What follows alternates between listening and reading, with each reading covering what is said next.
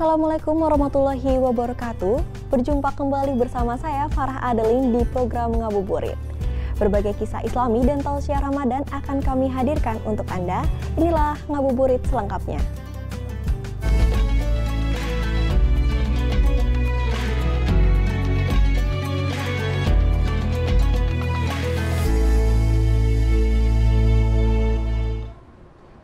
Masjid Luar Batang salah satu cagar budaya di Jakarta yang menjadi bukti syiar Islam di tanah Jawa.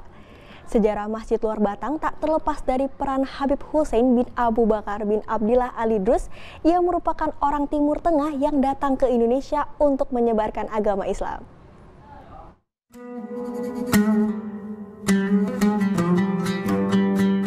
Masjid Jami Keramat Luar Batang, salah satu cagar budaya di Jakarta yang biasa dijadikan tujuan wisata religi di ibu kota Jakarta. Masjid Jami Keramat Luar Batang atau Masjid Luar Batang terletak di Kelurahan Penjaringan, Jakarta Utara. Masjid Luar Batang dibangun pada abad ke-18 oleh Al-Habib Hussein bin Abu Bakar Al-Idrus. Ia merupakan orang Timur Tengah yang datang ke Indonesia untuk menyebarkan agama Islam. Habib Hussein tiba di Batavia melalui pelabuhan Sunda Kelapa pada 1736. Pada saat itu, pelabuhan Sunda Kelapa termasuk pelabuhan yang paling ramai di Pulau Jawa. Setibanya di Batavia, Habib Hussein langsung berdakwah sambil mengajar umat Islam di pesisir utara Batavia. Ketika datang di Batavia atau tepatnya di Pelabuhan Sunda Kelapa, Habib Hussein diberi sebidang tanah oleh warga setempat. Tanah tersebut kemudian dibangun musola yang kemudian menjadi tempat tinggalnya. Bangunan langgar yang bergaya khas Betawi dinamai Langgar An-Nur. Nama Masjid Luar Batang tak terlepas dari kisah wafatnya Habib Hussein yang diwariskan turun-temurun. Saat Habib Hussein wafat dan akan dikebumikan di daerah Tanah Abang, Jakarta Pusat, namun jenazahnya menghilang dari dalam kurung batang atau keranda. Pada saat bersamaan, jasad tersebut sudah berada di dekat rumah Habib Hussein yang bersisian dengan masjid. Peristiwa itu berulang hingga 3 kali. Para jemaah kala itu bermufakat untuk memakamkan Habib Hussein di tempatnya mengajar, yaitu di Masjid Luar Batang. Karena beliau waktu mau diwafatkan di daerah Karet Tanah Abang, pada umumnya itu kan karena beliau kan pendatang. Setiap pendatang dikuburkan di daerah Karet Tanah Abang. Nah, begitu mau dikuburkan, jenazah beliau tidak ada di sini. Begitu berulang-ulang, akhirnya warga pada saat itu berinisiatif, beliau memang minta dimakamkan di tempat beliau sekarang ini pada waktu beliau hidupnya mengajar. Setelah Habib Hussein wafat, langgar yang semula bernama An-Nur berubah menjadi Masjid Keramat Luar Batang, dan sang ulama digelari Habib Luar Batang atau Habib Keramat. Berkat sejarahnya yang panjang dan umurnya yang sangat tua, Pemprov DKI Jakarta menjadikan Masjid Keramat Luar Batang sebagai salah satu cagar budaya yang harus dijaga. Masjid Luar Batang sudah beberapa kali mengalami renovasi, namun ada bagian yang dipertahankan, salah satunya adalah 12 tiang di dalam masjid. 12 tiang ini ada sebelum Masjid Luar Batang dibangun. Tiang-tiang memang dari dulunya seperti ini, termasuk tiang-tiang yang di dalam juga memang awal pembangunan masjid sebelum ini direnovasi total ya seperti itu. Nggak nempel di... Kenapa ya? Iya, karena mengikuti supaya apa ya, ciri khas Masjid Luar Batang ini nggak kebuang. Jadi memang awalnya seperti itu, dengan sekalipun ada pembangunan besar-besaran, supaya ada ciri khas bahwa masjid ini masjid tua. Masjid Luar Batang tak pernah sepi pengunjung. Pengunjung atau jemaah yang datang tak hanya dari Jakarta, namun seluruh Indonesia. Bahkan sejumlah negara tetangga seperti Malaysia, Singapura, dan Brunei Darussalam. Selain menikmati keindahan arsitektur bercorak Timur Tengah, para pengunjung juga melakukan ziarah ke makam Habib Hussein. Kalau ini rutinan saya ya, kadang kita nggak di bulan puasa saja untuk mengisi kekosongan gitu. Kenapa kita memilih makom di sini ya? Sebenarnya di mana saja, ya kan, asal di tempat yang ditunjukkan sama para ulama, contohnya masjid atau makom waliullah ya, termasuk salah satunya di sini makom waliullah ya kan. Saat bulan puasa, para pengunjung juga dapat ngabuburit bersama. Takjil yang dibagikan tidak hanya dari donatur jemaah masjid saja, warga sekitar Masjid Luar Batang juga dilibatkan untuk menyumbangkan takjil. Kegiatan buka puasa bersama ini sejak 20 tahun yang lalu diadakan karena memang ini menjadi sebuah langkah bukti perhatian pihak pengurus masjid terhadap jamaah yang ada di sekitar wilayah masjid gitu. Dan termasuk di sini juga banyak dari musafir yang datang ke sini yang berniat untuk iktikaf di Masjid Jami Keramat Luar Batang. Pengunjung yang datang diharuskan mencuci kaki sebelum masuk ke Masjid Luar Batang. Disediakan tempayan berwarna hitam di depan masjid. Air dalam tempayan ini dipercaya memiliki khasiat sebagai obat. Para peziarah kerap membawa pulang air ini setelah berkunjung ke Masjid Luar Batang. Tim Liputan JPM TV Jakarta.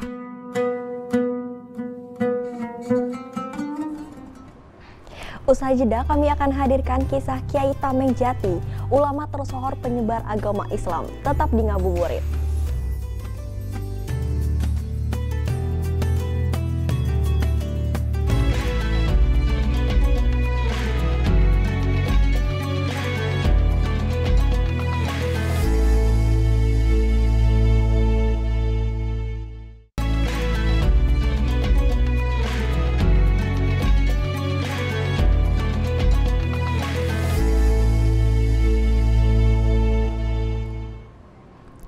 Kiai Tameng Jati memiliki nama asli Syekh Abdurrahman Hadi, seorang ulama tersohor dalam menyebarkan agama Islam di Desa Sudah Bojonegoro.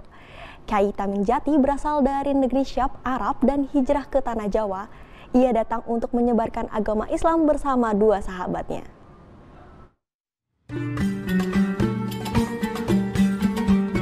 Makam Kiai Tameng Jati atau memiliki nama asli Syekh Abdurrahman Hadi berada di Desa Sudah, Kecamatan Malo, Kabupaten Bojonegoro. Lokasinya berada kurang lebih 18 km dari pusat kota Bojonegoro. Makam Kiai Tameng Jati sering dikunjungi para peziarah dari berbagai daerah, bahkan dari luar Bojonegoro. Makam Kiai Tameng Jati berada di sebelah timur dan di atasnya terdapat sebuah lukisan Kiai Tameng yang mengenakan pakaian jubah dan mengenakan ikat kepala khas orang Arab. Sedangkan di sebelah baratnya merupakan makam istri Kiai Tameng Jati, yakni Syarifah Abiyah. Di dalam area makam juga terdapat pohon aren yang masih tumbuh. Keberadaan pohon aren ini dahulu merupakan simbol daripada adanya sebuah makam tokoh tersohor. Fatul Mu'in, juru kunci makam Kiai Tameng Jati menjelaskan, Kiai Tameng Jati berasal dari negeri Syam, Arab. Ia datang untuk menyebarkan agama Islam bersama dua sahabatnya. Abdullah Syaibah dengan julukan Mbah Sepejati yang keberadaan makamnya ada di Palembang. Sedangkan sahabat keduanya bernama Muhammad Hashim dengan nama samaran Mbah Dimarjati yang makamnya berada di kota Cirebon. Selain dua sahabatnya, Kiai Tameng Jati juga memiliki dua murid, Ali Jafar dan Siti Aisyah. Keduanya dimakamkan di samping makam Kiai Tameng Jati. Jadi Mbah Kiai Tameng Jati itu nama julukan, nama kebenarannya, nama asli beliau adalah Mbah Abdurrahman Hadi, Mbah Kiai Abdurrahman Hadi. Beliau itu berasal dari kota Arab, kota negeri Syam sana. Seketika datang ke sini ada dua versi yang mengatakan, yang pertama sekitar tahun 1230, ada juga yang mengatakan 1600-an. Itu versi. Kedatangan Kiai Tameng Jati hijrah ke Tanah Jawa lantaran adanya perang salib keempat di Arab. Sebelum tiba di Desa Sudah, terlebih dahulu ia singgah di Desa Ngleran, Kabupaten Gresik. Desa Sudah ini juga dahulu menjadi tempat persembunyian saat adanya serangan dari Belanda. Konon desa Sudah dipercaya menjadi tempat aman untuk bersembunyi. Edo Jodi Aldian, JTV, Bojonegoro, Jawa Timur. Kabupaten Tuban, Jawa Timur dikenal sebagai bumi para wali. Julukan ini tak lepas karena banyaknya makam penyebar agama Islam di Kabupaten Tuban. Salah satunya makam Syed Abdullah Asy'ari atau sering dikenal dengan Sunan Bejagung Lor. Sunan Bejagung Lor ini merupakan adik dari Syed Maulana Ibrahim yang merupakan ayah Sunan Ampel. Dia merupakan penyebar agama Islam pertama di Kabupaten Tuban.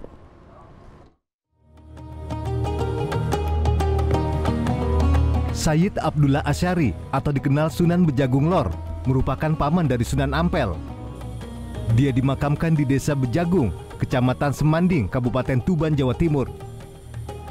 Sunan Bejagung Lor dikenal sebagai penyebar agama Islam pertama di Kabupaten Tuban bersama dengan kakaknya, Syed Maulana Ibrahim atau sering dikenal Asmoro Kondi. Sunan Bejagung sering dipanggil Mbah Modin Asy'ari Bejagung karena beliau berasal dari negeri Arab. Bersama dengan ayahnya, dia datang ke Pulau Jawa dan menyebarkan agama Islam kali pertama, khususnya di Majapahit. Nama Syed Abdullah Asy'ari Sunan Bejagung, atau dulu disebut Mbah Modin Asy'ari Sunan Bejagung. Sunan Modin Asy'ari karena beliaunya dari Yaman, dari Arab, ya, bersama abahnya termasuk penyebar agama Islam yang pertama. Syiar Islam di Majapahit terus meluas. Selanjutnya Sunan Bejagung Lor bersama dengan kakaknya Syed Maulana Ibrahim ditugaskan menyebarkan agama Islam di Tuban. Saat itu, wilayah Tuban memiliki pelabuhan terbesar di Pulau Jawa, sehingga ajaran Islam sulit berkembang karena banyaknya pendatang dari berbagai negara, salah satunya Cina. Yes, pertama datangkan dari Mojokerto, Mojopahit. Lalu di sana disebarkan kalabanya. Dari Tuban harus diisi 2, kata beliaunya. Karena apa? Karena Tuban dulu kan pelabuhan terbesar orang asing. Ya, Dingbom itu dulu pelabuhan orang berdagang dari Cina, dari apa? Khawatirnya dari abahnya Batu Kojo nanti sukar berkembangnya Islam karena di situ orang-orang asing luar biasa dari Tuban dulu. Akhirnya diberi penyebar agama Islam 2 anaknya. Beliaunya Mas Syekh Abdullah Mbah Modin Asmoro Kondi dan Mbah Asy'ari Sunan Bejagung.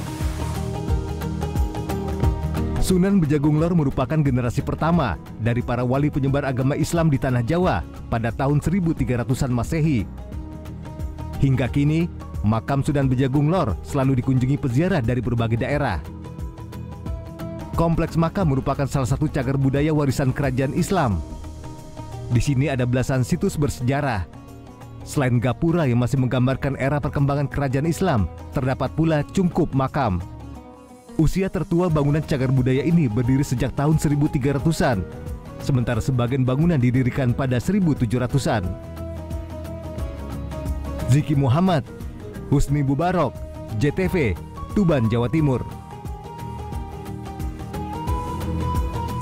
Sesaat lagi akan kami hadirkan Kultum Ramadan bersama Ustadz Ahmad Zain Sarnoto. Nantikan usai jeda.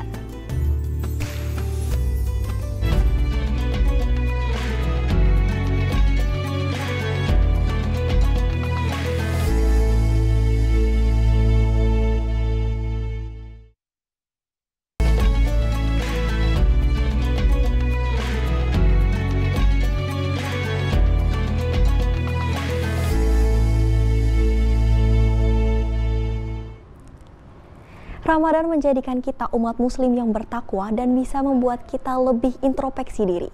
Kita dengarkan bersama tausiah Ramadan yang akan disampaikan oleh Dr. Ahmad Zain Sarnoto, Kepala Lembaga Penjamin Mutu PT IKI.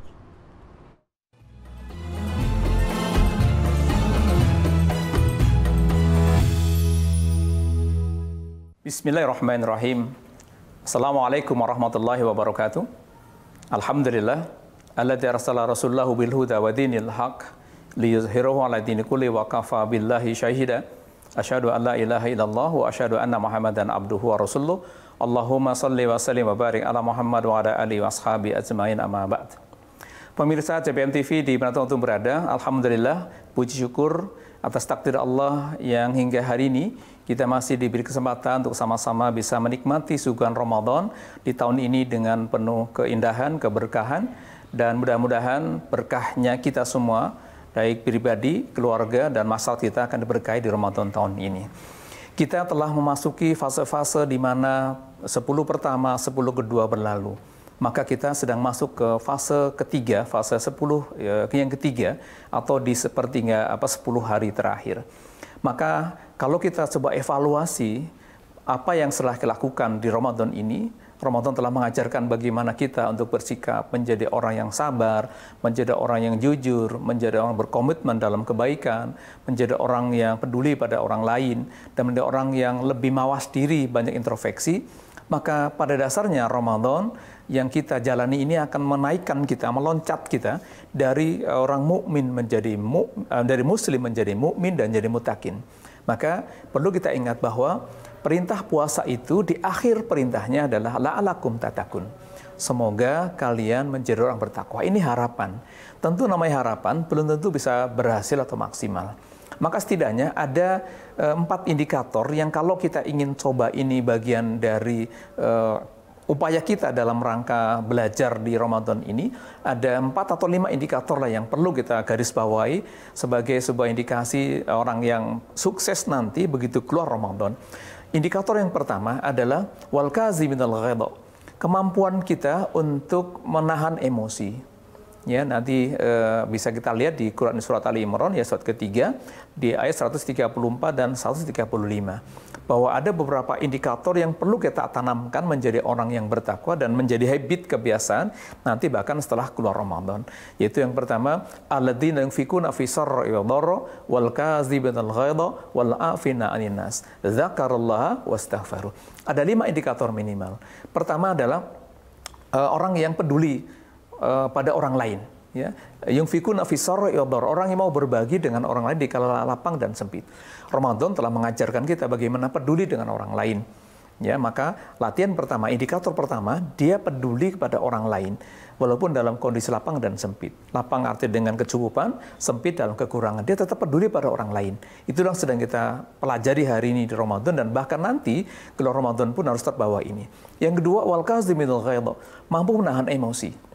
Bahwa kita ini sedang dilatih Ramadan ini untuk sabar, jujur, komitmen dan sebagainya. Intinya apa? Kita sedang dilatih untuk menahan emosi kita. Siang hari gitu ya, ketika ada orang yang ngajak berantem misalnya, kita sedang melakukan bahasa sedang puasa. Itu ada warning. Di situ kita sedang latihan wal kaziminal ghaidha, menahan emosi. Maka langkah kedua, indikator kedua adalah kemampuan dia menahan emosi, keberhasilan dia dalam pendidikan jiwa dalam Ramadan ini. Dan yang ketiga adalah wal afina 'anil nas. Dia menjadi pemaaf orang lain, tidak ada dendam pada orang lain. Dan inilah juga yang menjadi indikator jiwa yang sehat adalah jiwa yang dia mampu menerima dan mampu memaafkan orang lain. Dan yang keempat adalah indikator zakarullaha, perbanyak zikir pada Allah Subhanahu wa taala. Ramadan sedang mengajari kita momentum untuk kita taat pada Allah, dekat pada Allah, maka perbanyak zikir. Dan yang kelima, indikator yang penting kaitannya pendidikan dalam Ramadan ini adalah wastaghfirin fil mustaghfirin fis ashar, dia selalu istighfar di waktu menjelang sahur. Dan itu indikator yang kelima, melatih orang untuk memperbanyak istighfar, introspeksi diri. Maka 5 indikator ini kalau kita tanamkan dalam diri kita yang sekarang kita sedang belajar di 10 hari terakhir ini, maka ada latihan untuk mau berbagi dengan orang lain, kemudian bisa mampu menahan emosi, yang ketiga mampu memaafkan orang lain, yang ketiga yang keempatnya berzikir pada Allah, yang kelima selalu beristighfar pada Allah, adalah 5 indikator yang Allah sebutkan dalam Quran surat Ali Imran ayat 134 dan 135. Maka subhanallah, bersyukur kita menjadi orang Islam yang dalam siklus per tahun, 1 tahun itu ada 1 bulan yang kita masuk di dalamnya, sedang dilatih jiwa kita, sedang dilatih fisik dan psikis kita untuk sehat, jasmani dan rohani. Jasmani kita sehat dengan puasa, dan rohani kita sehat, jiwanya kita sehat.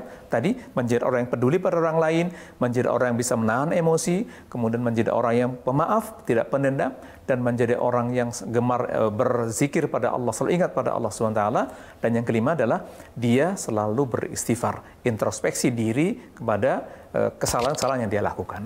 Inilah yang bisa kita sampaikan pada kesempatan hari ini, mudah-mudahan Ramadan tahun ini akan mampu benar-benar mendidik jiwa kita menjadi orang yang peduli pada orang lain, bisa menahan emosi, bisa memaafkan orang lain, kemudian bisa selalu berzikir pada Allah, dan bisa introspeksi diri setiap hari, banyak memohon ampun pada Allah, sehingga Allah menuntun kita di jalan kebaikan. Billahi taufiq wal hidayah. Assalamualaikum warahmatullahi wabarakatuh.